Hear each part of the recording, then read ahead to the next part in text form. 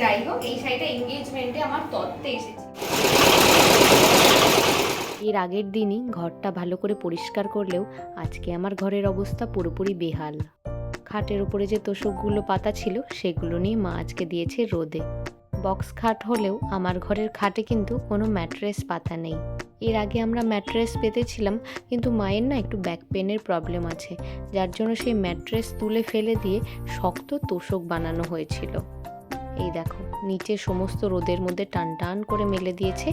আর মা গেছিল কালীতলায় পুজো দিতে, পুজো দিয়ে এখন ফিরেছে। বাইরে আজকে রোদও সেই রকম উঠেছে, চারপাশটা পুরো একদম চকচক করছে।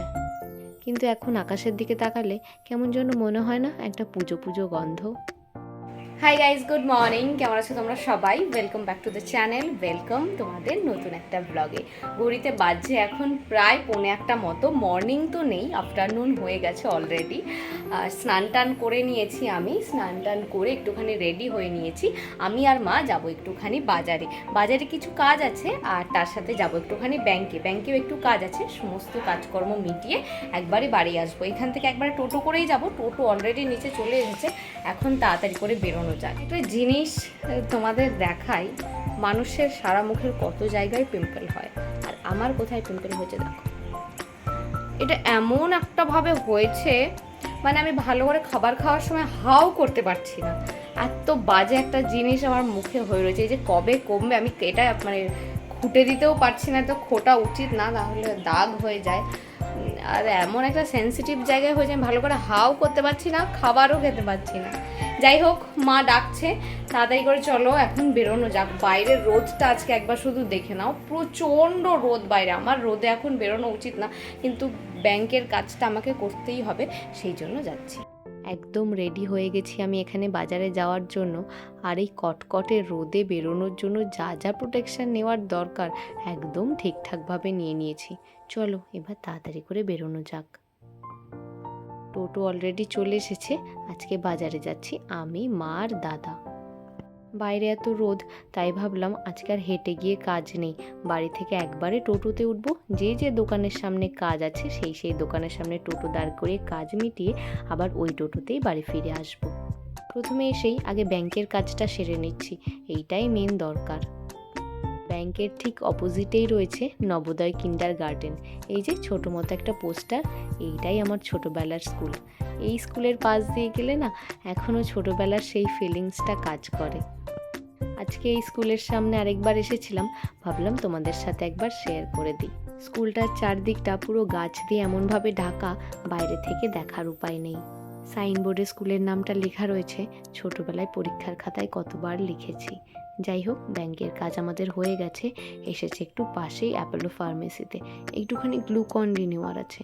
বাইরেটা শুধু একবার আজকে দেখো, একটা জনমানব আর বাইরে নেই।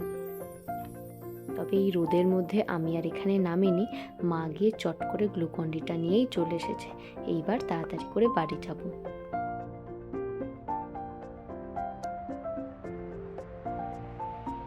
বাড়ি যাওয়ার পথেই আমাদের পাড়ার একদম মোড়টাতে এই আখের রসের দোকানটা বসে। তবে কাকুকে তো খুঁজে পাচ্ছি না, দেখি আছেই আশেপাশে কোথাও। এই যে চলে এসেছে, এক গ্লাস করে সবাই একটুখানি এই গরমে আখের রস খেয়ে নিই, তারপর একদম সোজা বাড়ি। যখন এখানে এসেছিলাম ওয়েদারটা না একদম ঠান্ডা ছিল, একদিন অন্তর একদিন বৃষ্টিও হচ্ছিল, কিন্তু দুদিন ধরে দেখছি বৃষ্টির আর কোনো দেখা নেই, আর এত প্রচণ্ড রোদ উঠছে সারাদিন। যাই হোক, সবাই এক গ্লাস করে আখের রস নিয়ে নিয়েছি, এইবার যাচ্ছি বাড়ির দিকে। চলে এসেছি আমরা ব্যাংক থেকে। বাজারের সব কাজ তো মেটেনি, কারণ ব্যাংকে গিয়ে আজকে একটু বেশি লেট হয়ে গেছে। বারবার লাইট যাচ্ছিল আসছিল। যাই হোক, ব্যাংক থেকে যখন বেরোলাম পুরো বাজার বন্ধ। আমার একটুখানি গ্লুকন ডি নেওয়ার ছিল, সেটুকুই নেওয়া হয়েছে, আর কোনো কাজ হয়নি। এখন তাড়াতাড়ি করে ফ্রেশ হয়নি, দিয়ে একটুখানি লাঞ্চ করে নিই, কারণ আমার লাঞ্চের টাইম আজকে পেরিয়ে গেছে। সন্ধ্যেবেলা চাটা খেয়ে আজকে না একটা জরুরি কাজ করছিলাম। আমি যেহেতু পুজোতে আসবো না, কিছু শাড়ি আমি এখান থেকে নিয়ে যাব। তো সেই শাড়িগুলোকেই আমি প্যাক করছিলাম। এখনো তো যাওয়ার কিছু ব্যাপার না, মানে শাড়িগুলোকে আমি সমস্ত এক জায়গায় গুছিয়ে রাখছিলাম। আমার বিয়ে পারপাস কিছু শাড়ি আছে, যেগুলো আমি এবার পুজোতে তো অবশ্যই পরবো। ভাবলাম তোমাদের সাথে একবার শেয়ার করে দিই। শাড়িটার মধ্যে আমাকে এক সেকেন্ড দাঁড়াও, দেখাচ্ছি। কোনটা বিয়ে পারপাস তো অনেকগুলো শাড়ি কেনা হয়েছিল, কিন্তু যখন একটা বিয়ে পারপাস তো অনেকগুলো শাড়ি কেনা হয়েছিল, কিন্তু সবগুলো তো দেখানো পসিবল না। তোমাদের কয়েকটা আমি দেখাচ্ছি, পরে যদি তোমাদের মনে হয় কি আরো দেখবে তাহলে আমাকে প্লিজ জানিও। এই একটা শাড়ি আছে, শাড়িগুলো আমি আগে থেকেই বের করে রেখেছি। এই একটা শাড়ি আছে, এটার নামটা কি আমি ঠিক ভুলে গেছি। এটা আমি নিয়েছিলাম হচ্ছে আমার এনগেজমেন্টে। এই শাড়িটা আমার শ্বশুর বাড়ি থেকে দত্তে এসেছিল, আমি খুলেই দেখাচ্ছি ভালো করে। যাই হোক, এই শাড়িটা এনগেজমেন্টে আমার দত্তে এসেছিল, ওই বাড়ি থেকে আমি নিজেই কিনেছিলাম, যদিও কনিষ্ক থেকে কিনেছিলাম। কনিষ্ক দেশপ্রিয় পার্কের যে ওদের আউটলেটটা আছে সেইখান থেকে। এই একটা শাড়ি, এটা হচ্ছে ওই রামা ব্লুর সাথে একটা ম্যাজেন্টা কালারের পাড় আছে, খুব সুন্দর এই শাড়িটা। এটার রেঞ্জটাও এমন কিছু বেশি ছিল না, কিন্তু প্রচন্ড সুন্দর এই শাড়িটা। এই একটা শাড়ি আমার আছে, গোটা ফুল বডিতে এরকম ওয়ার্ক করা ছিল, আর আঁচলটা হচ্ছে এরকম ম্যাজেন্টা কালারের। এটা খুব সুন্দর। আর এটার ব্লাউজটা আমি প্রচন্ড সুন্দর করে বানিয়েছিলাম, সেটাও তোমাদের একবার দেখিয়ে দিচ্ছি। সেটা একবার ব্লাউজটা, এই ব্লাউজটা আমি এইভাবে বানিয়েছিলাম। ব্লাউজটা দেখা যাচ্ছে, হাতার পোর্শনটা এরকম ছিল। আমি কালকে মামা বাড়িতে গেছিলাম, আমি মামা বাড়ির ওখানে একজনের কাছ থেকে ব্লাউজগুলো বানাই, সেই ছোটবেলা থেকে বানাই, মানে আমার মা ছোটবেলা থেকে ওখান থেকেই বানাতো, তারপরে আমিও বানাই। প্রচন্ড সুন্দর বানিয়েছিল প্রত্যেকটা ব্লাউজ। আমি তোমাদের না শাড়ির সাথে সাথে ব্লাউজগুলো একবার করে দেখিয়ে দিচ্ছি। আরেকটা শাড়িতে আমি 3টে শাড়ি তোমাদের দেখাচ্ছি, বাকি যদি তোমাদের আরো দেখতে ইচ্ছা হয় আমাকে পরে প্লিজ জানিও, আমি দেখাবো। কারণ সামনেই দুর্গাপুজো আছে, সবার একটা টুকটাক দেখা, মানে পুজোর আগে হয় না সবাই একটু শাড়ি টাড়ি দেখে এটা ওটা, আর পুজোর পরেই তো বিয়ের সিজন, তোমরা চাইলে তো দেখতেই পারো, মানে সাজেশনের জন্য, এগুলো তো আমার নিজের শাড়ি। যাই হোক, আর এইটা হচ্ছে, এই শাড়িটা প্রচন্ড স্পেশাল একটা শাড়ি আমার জন্য। এইটা হচ্ছে আমার এনগেজমেন্টের শাড়ি। আমি আমার এনগেজমেন্টের আশীর্বাদ আমার একদিনেই হয়েছিল, সেই দিনকে আমি এই শাড়িটা পরেছিলাম। এটা অবশ্যই মা কিনে দিয়েছিল আমাকে। এটা একটা কি শাড়ি, টিস্যু কাঞ্জিভারম একটা, পুরো অল ওভারে। এইটাও কিন্তু আমি কনিষ্ক থেকেই নিয়েছিলাম। প্রচন্ড সুন্দর এই শাড়িটা, কালারটা অসম্ভব সুন্দর, ডুয়াল টোনও আছে এটাতে। আর পাড়টা হচ্ছে পুরো একদম পিঙ্ক কালার, দেখা যাচ্ছে ঠিকঠাক করে এরকম। আর ব্লাউজটা না এটাতে, দাঁড়াও ব্লাউজটা একবার দেখিয়ে দিচ্ছি। ব্লাউজ পিসটা আমি পুরোপুরি ভাবে কাটিনি, একটুখানি রেখেই কেটেছিলাম, যেহেতু একটু ভালো শাড়ি ওইভাবে চট করে কেটে ফেলিনি। হ্যাঁ আচ্ছা, ব্লাউজটা ভেতরে আছে, আমি দেখাচ্ছি। আমি শাড়িগুলো আসলে নিয়ে যাবো বলে বোঝাচ্ছিলাম, ভাবলাম তোমাদের সাথে একবার শেয়ার করে দিই, সেই জন্যই শেয়ার করছি। সিজা ওই শাড়িটাতে, সিজা ব্লাউজ আমি পরে খুঁজছি এই শাড়িটাতে। আর এইটা হচ্ছে আরেকটা শাড়ি, এই শাড়িটাও প্রচন্ড সুন্দর, বিয়ে পারপাসে এটা আমি কিনেছিলাম। এটা আমি আমার সঙ্গীতের দিন সন্ধ্যেবেলা এই শাড়িটা পরেছিলাম। বিয়ের বেশিরভাগ অনুষ্ঠানেই আমি শাড়িই পরেছিলাম, আমি লেহেঙ্গা বা অন্য কিছু সেই রকম পরেছি, কিন্তু বেশিরভাগ ক্ষেত্রে শাড়িই পরেছি। পেছনে আটকে গেছে শাড়ি, বেশিরভাগ ক্ষেত্রে আমি শাড়ি পরেছিলাম। তো এই একটা শাড়ি আছে যেটা আমি সুন্দর, এটা শিফনের, ঠিক শিফন নাই, কাপড়টা একটু র সিল্কও না, কি কাপড়টা আমি ঠিক বলতে পারবো না, যেটা আমি অষ্টমীর দিন একদম সুন্দর। আর একটা গোটাপাত্তির ওয়ার্ক করা আছে, ডিজাইনারে একদম সুন্দর শাড়ি একটা, এখানে গোটাপাত্তির এরকম ওয়ার্ক করা আছে, প্রচন্ড সুন্দর এই শাড়িটা। এটা আমি নিয়েছিলাম, না এটা আমি নিয়েছিলাম এথনিক বুটিক থেকে। বিয়ের সময় প্রচন্ড ঘুরে ঘুরে সবাই মিলে শাড়ি কিনেছিলাম, কিন্তু খুব অল্প টাইমের মধ্যে আমি শপিং করেছিলাম, আর খুব কাছের এই শাড়িগুলো আমার। যাই হোক, এই একটা শাড়ি আছে তোমাদের দেখাবো, আর এই ব্লাউজটা তোমাদের একবার দেখিয়ে দিচ্ছি।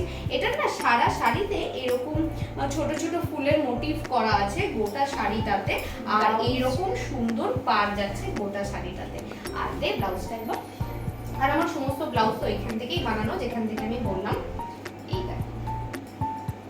এইটা হচ্ছে, দেখো ঠিকঠাক দেখা যাচ্ছে কেমন, এইটা হচ্ছে শাড়ির ব্লাউজটা।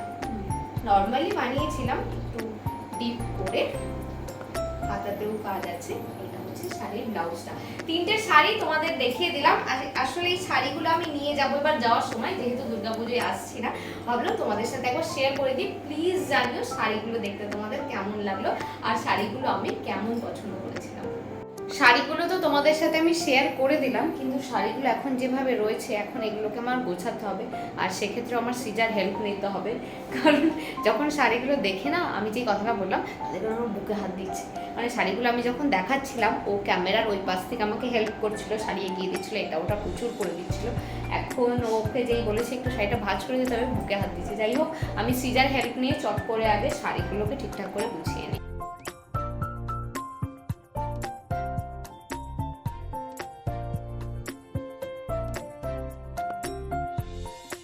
নিচের সমস্ত কাজকর্ম গুটিয়ে আমি আসলাম একটু ওপরে, এটা দেখতে কি মা কি করছে।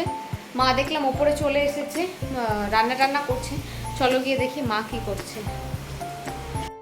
মা এখানে করছে আজকে ডিনারের প্রিপারেশন। যেহেতু কাল বৃহস্পতিবার, মামার আজকে সবাই বাড়িতেই রয়েছে, তাই মা সকাল সকাল রান্নাটা বসিয়ে দিয়েছে। নিচ থেকে আসার সময় গ্লুকন্ডির প্যাকেটটা নিয়ে এসেছি। আমি একটুখানি খাবো এখন গ্লুকন্ডির জল। এখন না দিনে প্রায় 4 থেকে 5 গ্লাস করে গ্লুকন্ডির জল খাচ্ছি। দেখছি শরীরটা অনেক তাড়াতাড়ি সুস্থ হচ্ছে। এর আগে আমি গ্লুকন্ডি এত বেশি খেতাম না, মনে হয় চিনিটা একটু বেশিই মেশানো থাকে, কিন্তু ডাক্তার না আবার গ্লুকন্ডিটাই আমাকে বারবার খেতে বলেছে। ডিনারে আজকে হবে আলু ঝিঙে পোস্ত, সেই সবেরই ব্যবস্থা করছে আমার মা।